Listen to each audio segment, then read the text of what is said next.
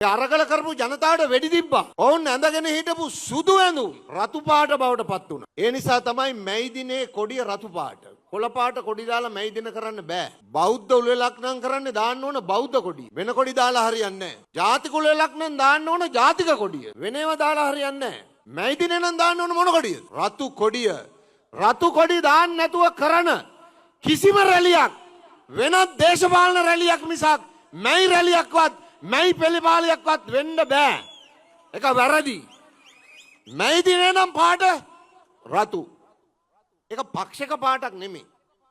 කිසිම පක්ෂයකට අයිති පාටක් නෙමෙයි. මුළු ලෝකෙම පිළිගත්ත වැඩ කරන ජනතාවගේ ජාත්‍යන්තර කම්කරු දිනය සමරද්දී පාට තමයි රතු. ඒ රතු පාට දජය තමයි මේ සහෝදර සහෝදරයෝ අතේ මේ ලෙල දෙන්නේ මේ ඔසවන්නේ ඒ රතු පාට කොඩිය මිසක් වෙන මොකක්වත් නෙමෙයි. ඒ නිසා සහෝදර සහෝදරියන් හරිම විදියට මැයි දිනේ සමරනවා. ඊළඟ මැයි දිනේ ලකුණක් තියෙනවා. එකක් දෑකැත්ත අනිත් එක මිටිය. දෑකැත්තයි මිටියයි රතු කොඩියයි තමයි මැයි දිනේ සැමරුම් ලාංඡන. ඒව ඇතුව ඊටාම ඉහලින් අද අපි මේ මැයි දිනේ සමරනවා. රැලි 21යි පෙළපාලි 21යි. ඇයි මේ 21ක්? අපි චූටි කාලේ ගෝල් පේස් එක පිරෙන්න රැලි කරා. මැයි දින රැලි. අපි පුංචි කාලේ අපි 103 ඉද්දිත් ගෝල් පේස් එක පිරුණා. 62ක ඉද්දි දැන් ඊටත් වඩා වැඩි වෙලා තියෙද්දි අපිට කොළඹ මැයි දින රැලියක් කරන්න තැනක් නැහැ. ඒ නිසා තමයි ප්‍රධාන වශයෙන්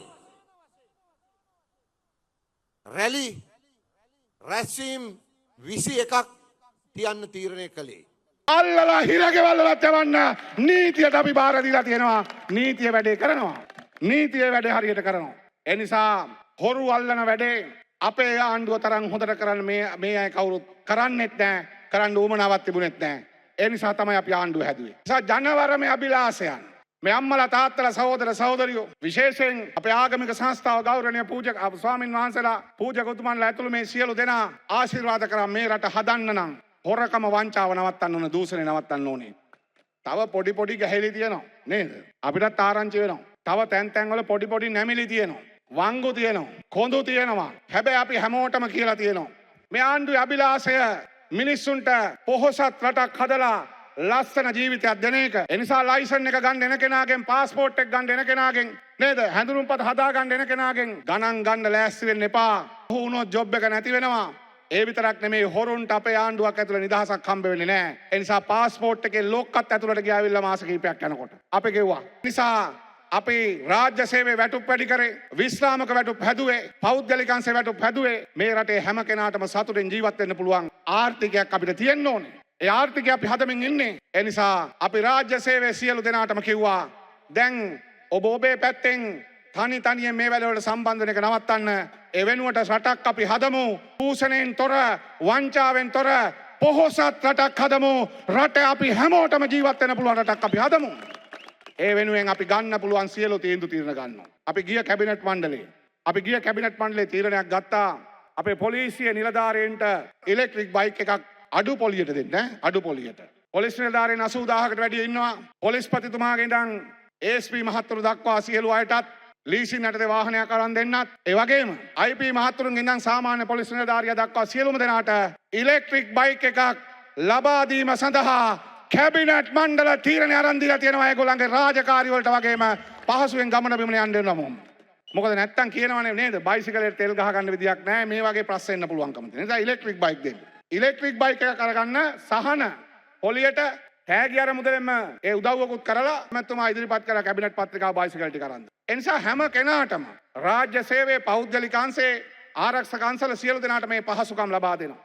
ඒ වගේම සහෝදරවරු මේ සිවිල් ආරක්ෂක සේවාව වන්දි දීලා වහලා දාන්න හදන්නේ කියලා. දැන් මේ සේවාව පටන් ගත්ත කාලේ තිබිච්ච උමනාවයි දැන් කරමින් තියෙන වැඩේ ගත්තාම මේ අයටත් දැන් ගෞරවනීය රැකියාවක් කරන්න පුළුවන් වටපිටාව හදන්න ඕනේ. ඒ නිසා වෙනදනම් කොළඹ ගියා දීමනා මොකුත් නැහැ. හැබැයි අන්න දැන් විවිධ රාජකාරි වලට පොලිසියට අනියුක්ත කරා, වනජීවියකට අනියුක්ත කරා, එනිසා පොලිසිය රාජකාරී කරන්න යද්දි බටායක දෙන්න ඕනේ ඒගොල්ලන්ට කෑමට දීමනාවක් දෙන්න ඕනේ. එනිසා රුපියල් 26000කට ආසන්න දීමනාවක් රාජකාරිය සඳහා ප්‍රදේශයෙන් පිටත් වෙන සියලු දෙනාට ලබා දීම සඳහා වෙච්ච කැබිනට් මණ්ඩල තීරණය අරන් තියෙන්නේ. එනිසා අපි හැම කෙනාගේම පහසුව බලන ආණ්ඩුව. ඒ ආණ්ඩුව වැඩ කරන් යනකොට ආණ්ඩුවට එහිමින් ගල් ගහන්න හදනවා. ඒ නිසා අපි කියන්න ඕනේ මේ ආණ්ඩුව ජනතාව හැදුවේ කන්න තරමක් කන්න පුළුවන් ගුටි කාලා ඉවර වෙලා. ඒ නිසා මේ ජනතාවගේ ආණ්ඩුවක්. ඒ නිසා මේ ජනතාවගේ ආණ්ඩුව ඒ වැඩේ හරියට කරගෙන යනවා. දැන් අර මහ බැංකුවේ හැකර්ලාගේ සිද්ධිය එහෙම නැත්නම් මේ භාණ්ඩාගාරය හරහා ඩොලර් මිලියන 2.5ක් ගෙවපු සිද්ධිය බැංකු කැඩුවා කියලා කියන්න හදනවා. හොරකම නවත්තනවා විතරක් නෙමෙයි නවත්තන්න තීන්දුව తీරනත් අරගෙන වැඩ කරන ආණ්ඩුවක් අපි. ඒ විතරක් නෙමෙයි අපි මේ වෙනකොට නඩු අහන්න අධිකරණ මදි කියලා ඒකට අපි අධිකරණ වැඩි කරමින් තියෙන ආණ්ඩුවක්. ඒ අධිකරණ හදන්න මොනවාද ගත්තේ? අපි කිව්වා බලයට ආවට පස්සේ කරන වැඩ ටික ගැන ඔබට කිව්වා මතක ඇති. ජනාධිපතිවරයාගේ මන්දිර තියෙනවා රට වටේ පාවිච්චි කරන්නේ නැහැ කියලා කිව්වා. පාවිච්චි කරනවද? නෑ. ආදර්ශය පටන් ගත්තේ උඩින් ඉඳන් පහළට ආදර්ශ සපයමින් අපි අන්න ඇමතිවරුන්ගේ නිවාස ගන්න එකත් නැවැත්තුවා.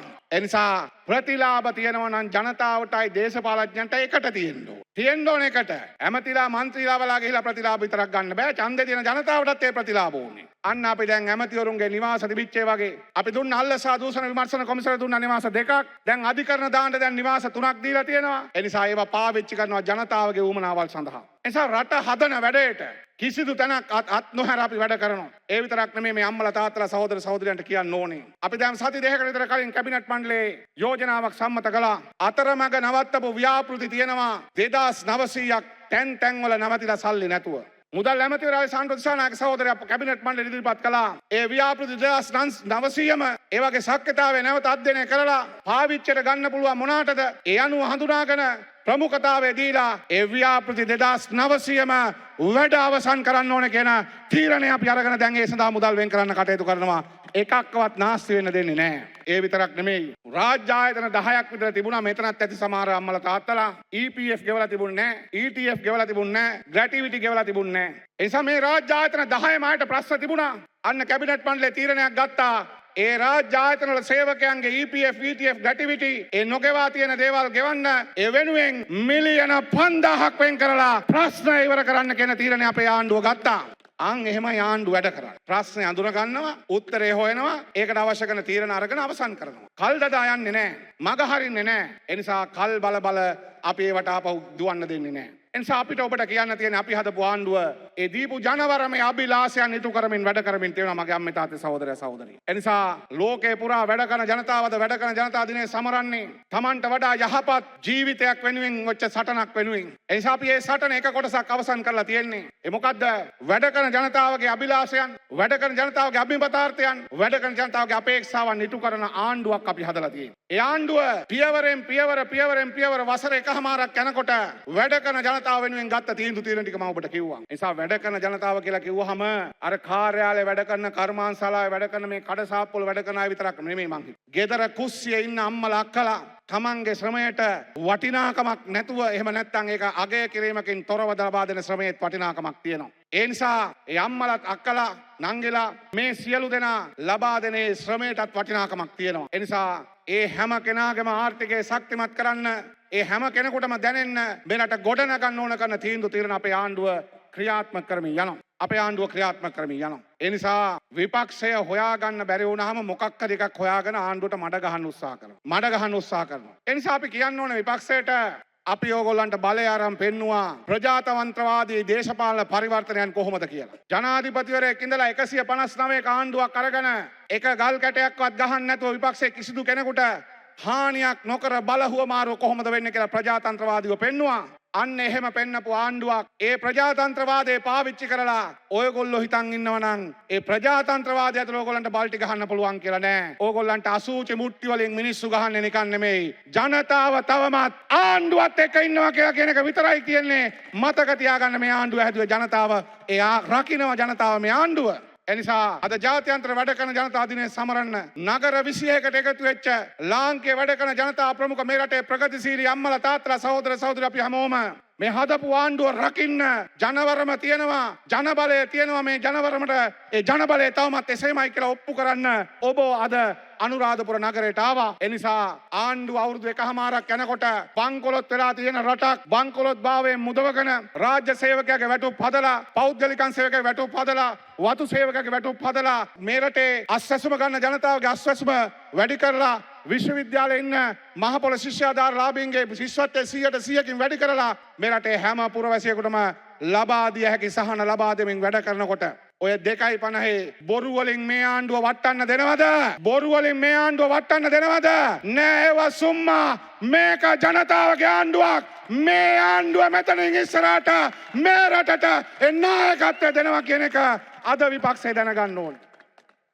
සමහරු මැයිදින සමරන්න ධෛර්යයක් නැතුව අද ගුලි ගැහිලා ඉන්නේ. මැයිදින සමරන්න හයියක් නැතුව ගුලි ගැහිලා ඉන්නේ. ඇයි? සැබෑ ජනතාව පෙළගැහිලා තියෙනවා මාලිමාව එක්ක.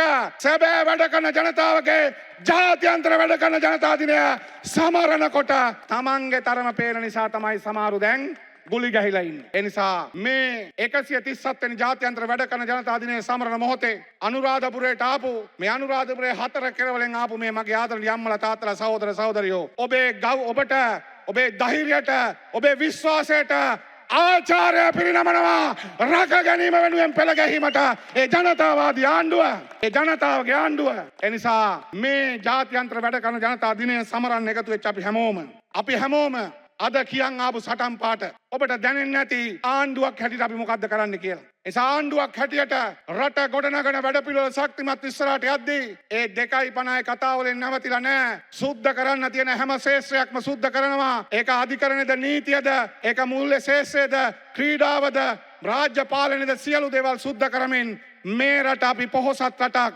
මේ රටේ මිනිසුන්ට ලස්සන ජීවිතයක් දෙන ඒ අරමුණ වෙනුවෙන් මේ රට මෙහෙවන්න කටයුතු කරනවා. ඒ කටයුත්ත වෙනුවෙන් පෙළගැහෙන්න ආපු ඔබ අපි හැමෝම අද කියවමින් ආවා. දහස් ගණන් අපි එනවා. දහස් ගණන් අපි එනවා.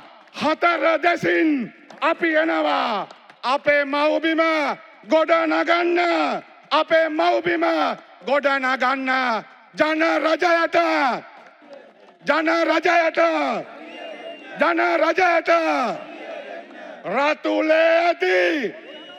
රතුලේ ඇති රොද බැඳගෙන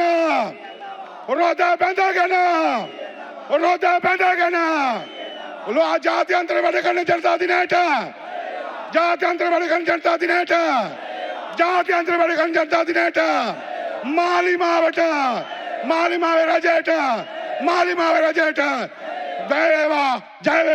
ජය වේවා.